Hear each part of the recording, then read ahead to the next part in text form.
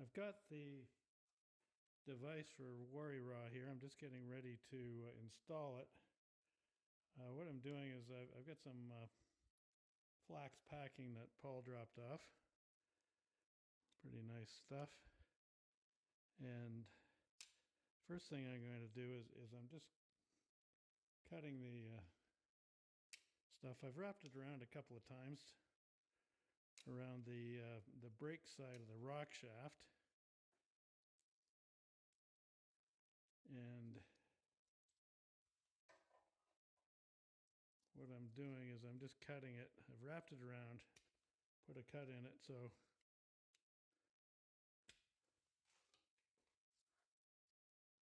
I've marked it. So anyway, I've just cut it. So I've got two pieces, which I think will be about right. And then I will kind of like piston rings. I'll put the stuff around.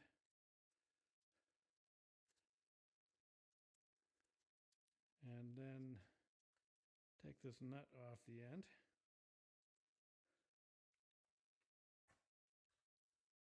I'm not sure with this stuff whether I want to, but there's a slot here in one side of the rock shaft. That side is supposed to go up.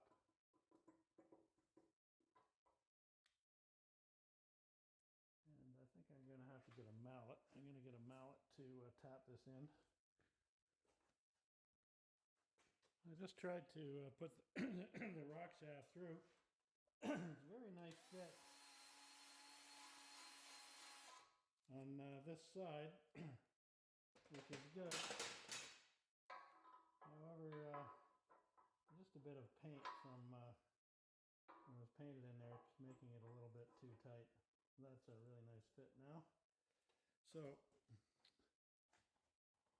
now that it's going to go through, the idea is, I think, I'm not sure whether I want 2 or 3 of these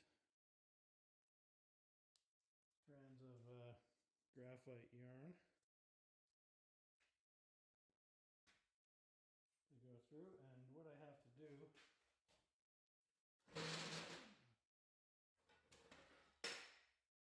thread this through the square hole. I noticed Paul has got the lubricator. I was just talking to him about this.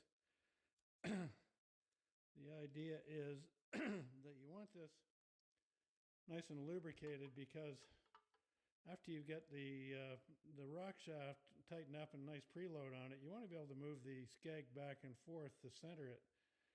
And if it's too sloppy on here, it's going to be a problem. The other thing I've noticed here, and I've seen this on quite a few devices, where Paul has probably done this, soldered on some little copper shims to make sure it's a nice fit. You can also control the alignment a bit that way. You got to make sure that the slot is up, going towards the top. Yeah, this is a nice wiggle fit. On the brake side, I think it's important to have really good packing there, because if it does leak with not enough packing, you've got to take the whole thing apart to put another strand in. So I think I'm going to try putting 3 strands in here. Of course, what I'm going to do is I'm going to put this all together, then take it apart. So I'm just dealing with the housing when I install it in the boat. After it's installed in the boat, then I can assemble the mechanicals into it. Just going to put a bit of white grease in here before I put the packing in the rock shaft in. The idea here is that I can assemble it and then tip it upside down and just make sure that the skeg is in the center of the device. Quite often, I've noticed this has got a couple of, I don't know if I'm getting it here, a couple of wiggles in here, but that's probably for a reason. So I just want to make sure it's right. The other thing I've noticed is the skeg bearing here is a pretty snug fit in there. There's not a lot of slop in there, so that's good.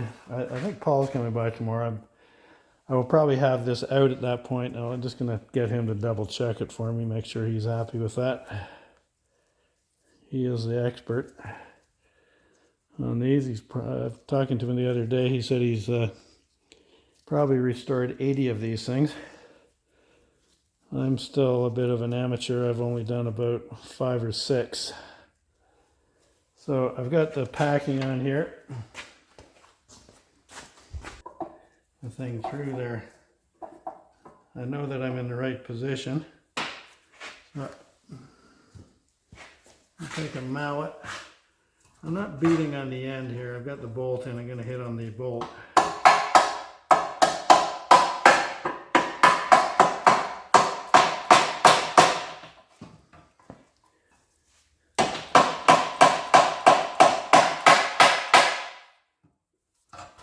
I'm just looking at where it's sticking out here.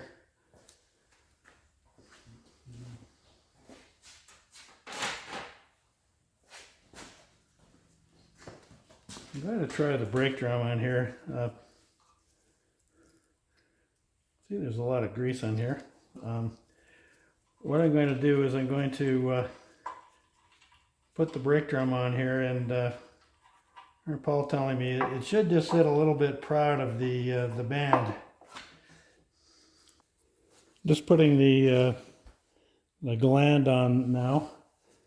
I notice there is a pin that goes on top of the slot here. I'm making sure that's lined up with the slot. I notice this pin wants to come out, so I'm just making sure I'm pushing it down. I'm going to push that in.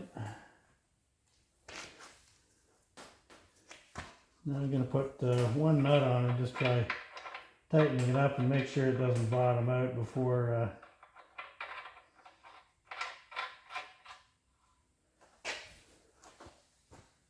making sure it doesn't bottom out before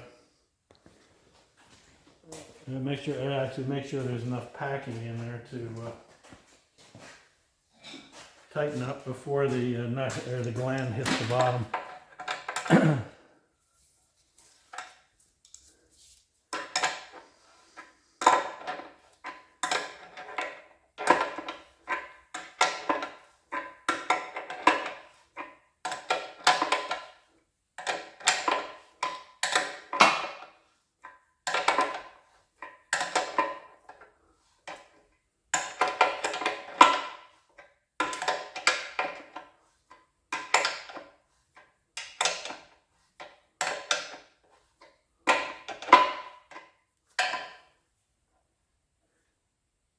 Now I've got it tight to the point where there's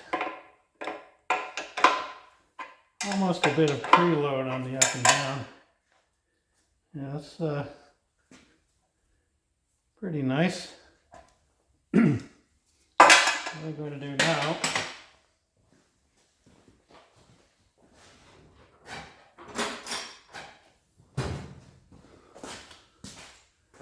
is, now that I've got it where I want it, I'm going to try and get a pry bar in here and just center the rock shaft, or center the skeg on the rock shaft within the housing. But I think what I'll do,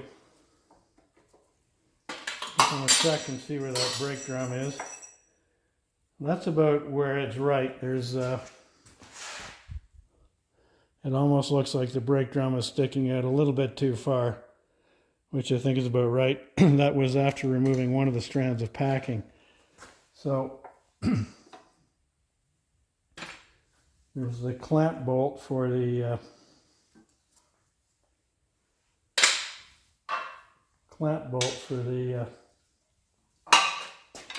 skeg.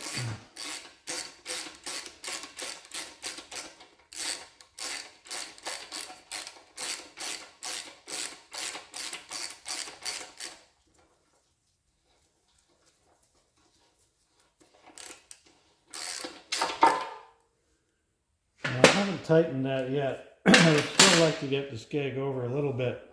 There it goes. Yeah, I greased it before it went in too, so it's pretty, I don't know what I can get a shot of this. Easy at this point, where I can move the skeg side to side. Paul was just here. He was telling me that it's nice to have it so you can move it over after a couple of years too, because as you tighten the packing, you're going to be pulling the skeg to one side. From the back side there, you can see that I'm pretty well centered in there.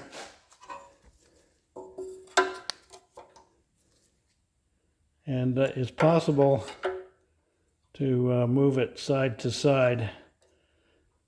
So down the road, if I tighten the packing, it's not going to be an issue. So now that I'm happy with that, I'm going to take it all apart again and install the housing in the boat. On the brake side, which is important, I've got 2 of those strands of graphite yarn. When I do the final assembly, I'll just put a bunch of grease in there too to help it out. Now that I've got everything ready to go, it's time to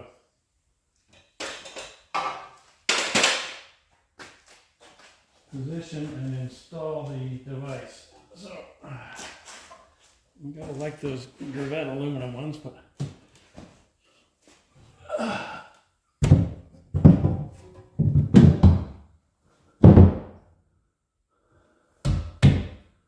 so first thing I'm gonna do is I'm gonna position this.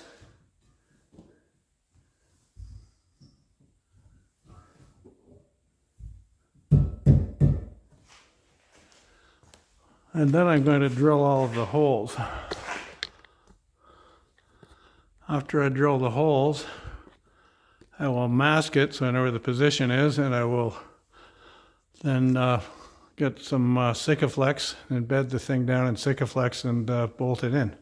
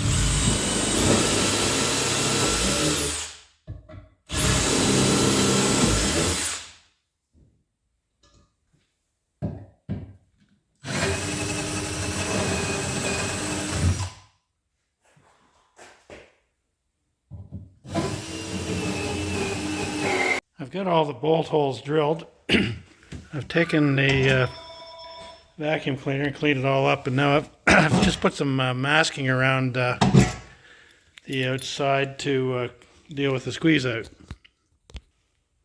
We've also gone around the device. That'll help cleaning up the squeeze out. If I'm with a Sikaflex, you want to let it tack up before you start playing with it. Once you when it's wet, once you touch it, it's just no end of smears. So I just cut the tape around where the bolts are going to go through, or the nuts are going to go on. That way I won't be capturing the tape and have to deal with that. I've got a thin piece of oak here sitting on the rib. That way I'll slide the device in, then slip that out, and then let it go straight down into the stuff rather than making a big smear as I slide it in. I've got all the holes drilled. Everything's vacuumed up. I'm going to be using this Sikaflex 291 LOT. LOT means long open time. That'll give me a bit of time to mess around with it. So I'm just going to put quite a bit on here, because I do have the tape that's going to handle the squeeze out, and then I can go underneath and look after it.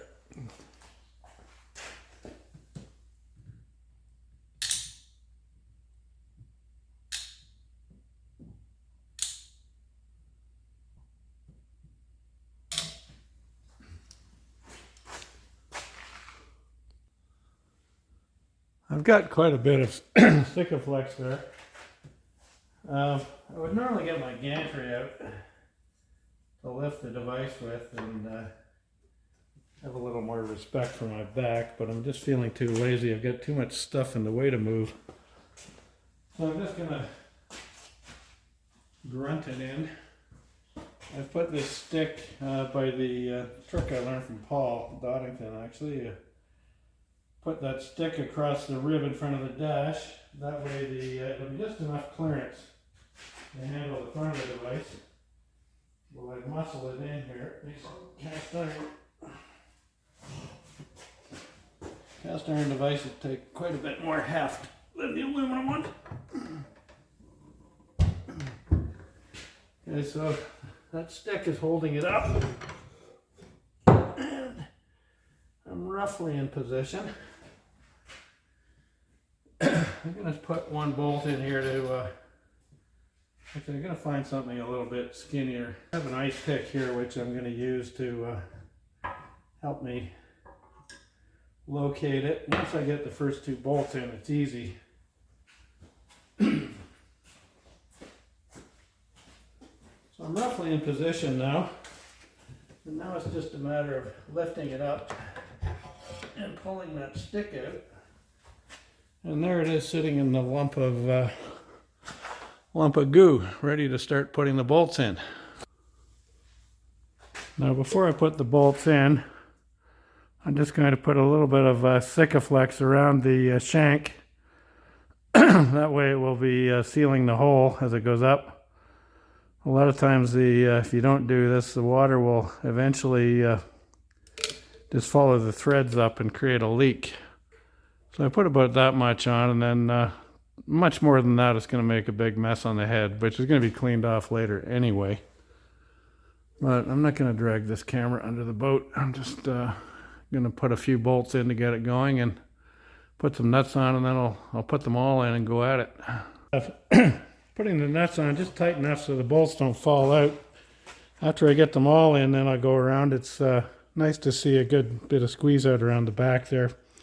It's fitting pretty good. At the back is where it has to fit almost perfectly. If it doesn't fit there, you're going to break something when you start pulling the bolts tight.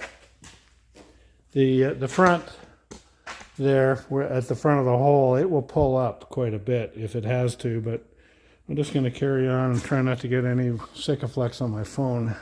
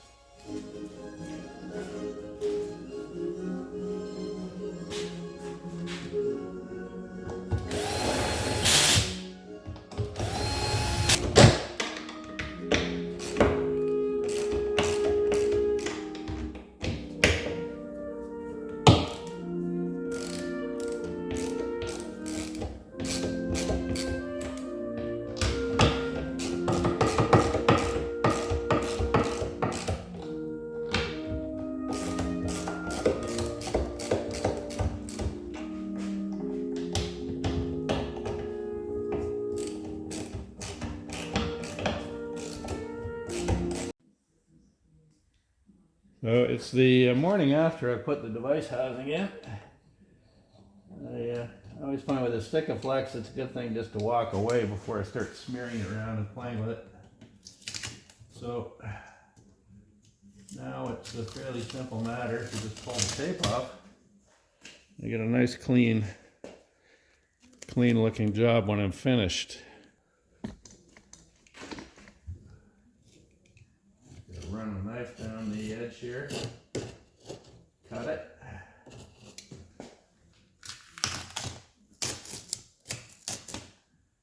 Probably still a little sticky where it's been stuck in, but I've discovered this method a while ago, and it's far easier than trying to wipe it off when it's wet. When it's wet, you just spread it around. So I've just got all these licorice gummies now.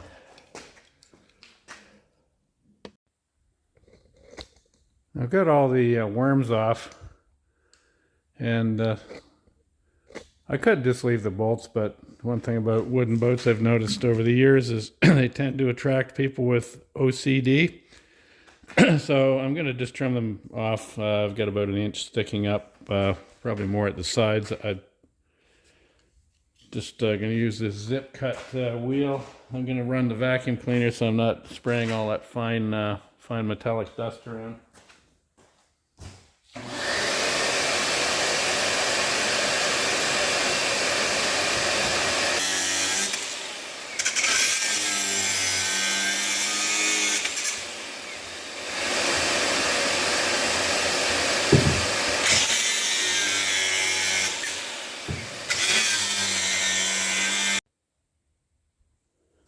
Now the next thing I want to do is put the skeg into the device.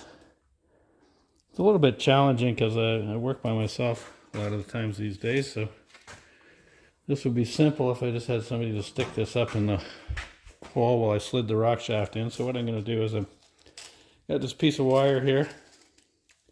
I've fastened it onto the clamp bolt of the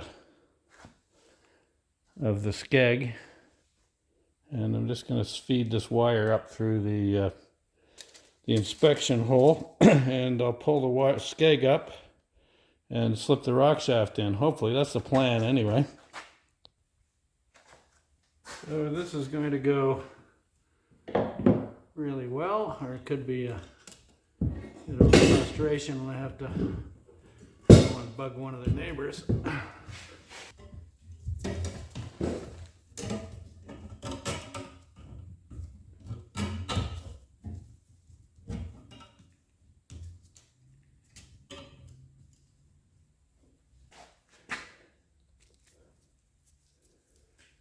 Putting the gland in here, making sure that the pin is engaged in the notch.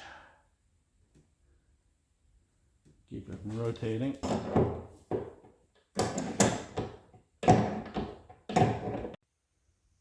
Well, sometimes it's 2 steps forward and 3 steps back.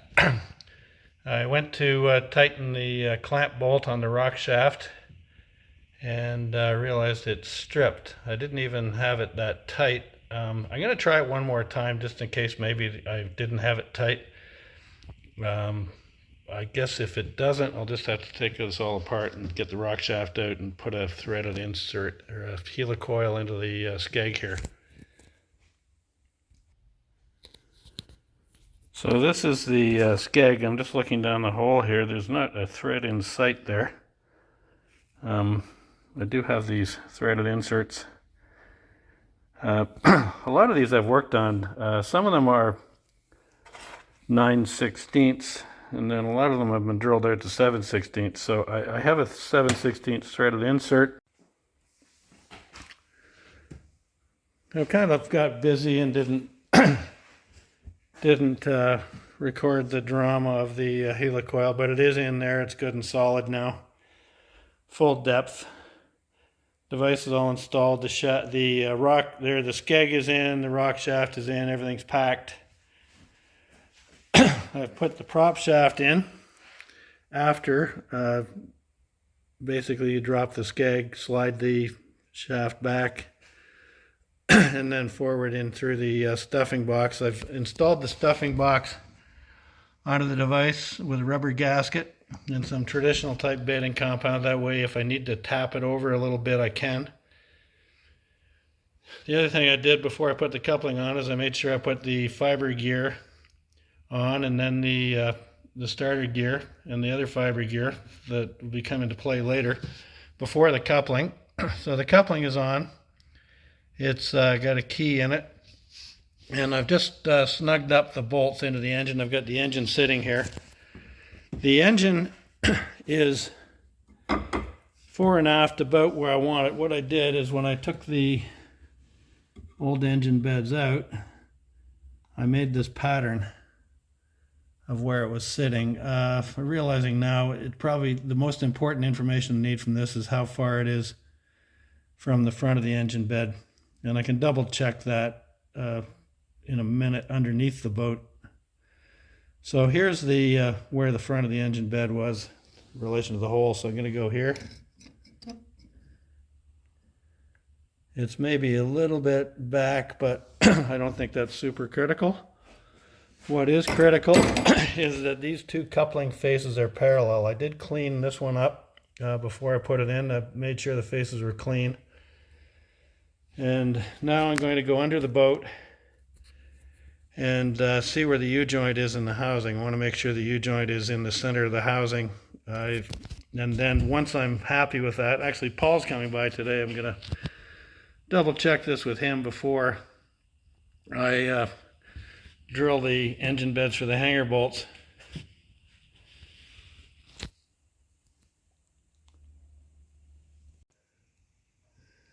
I'm underneath the boat now.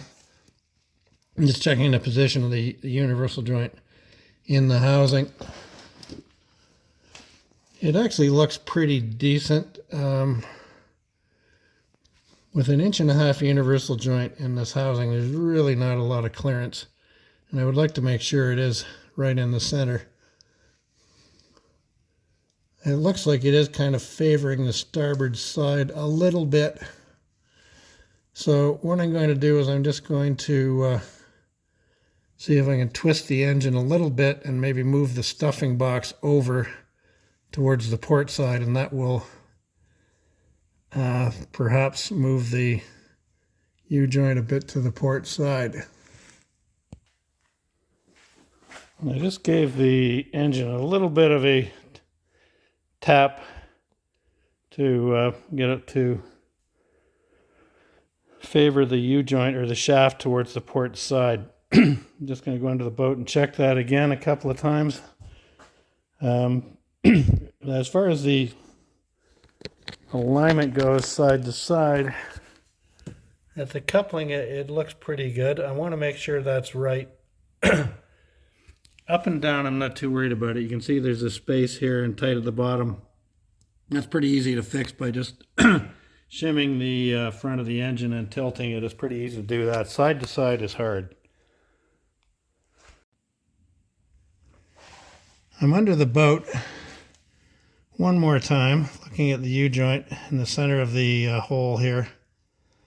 And it looks, it's hard to capture it on the camera, but I've got probably 3/16 of an inch on either side of the U-joint, which is pretty good for an 1.5 inch universal joint. It looks dead nut centered into the housing, so I'm pretty happy with that. I'm going to try and consider that the position of where the engine is going to be. The last check I'm going to be doing will be the gland on the stuffing box. I've tightened up the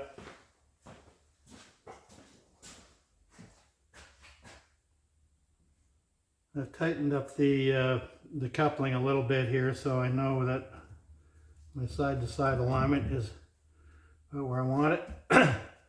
Now what I'm going to do is just check this little sliding cup here in the stuffing box. This should just slide right in without me having to bend the shaft. I notice here it's wanting to push the back of the engine down.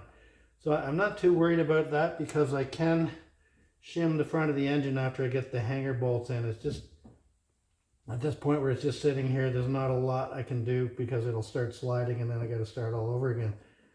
So what I'm going to do is I'm just going to, I'm looking on the inside here and I notice there's a bit of a space on the starboard side. Just going to see if I can, I'm rotating and I see Paul's marks here, index marks, so the coupling is lined up where it was when it came apart. Side to side, the coupling faces, there's no gap between it. And side to side, I'm not pushing the shaft sideways to make that go in. Just more of an up and down motion here. But that'll be dealt with shims after. So that's about, and I'm also looking at the engine beds here. It looks like it's more centered than the originals as far as where the hanger bolts have to go. I've got a set of these punches. What they are is they're different diameters with a little center tit on them. And the engine is going to have to come out to drill for the hanger bolts. So what I'm going to do is, I've got this one which is the right size. And I'll just mark the centers before I take the engine out. And then I'll drill it and install the hanger bolts. And then side to side and the twist on the engine will be repeatable. I'm also going to wait till Paul gets here and we can have a discussion about where the intake is going to go, and there's also got to be a drain for the exhaust. Traditionally, they were just pipe nipples that were threaded into the keel.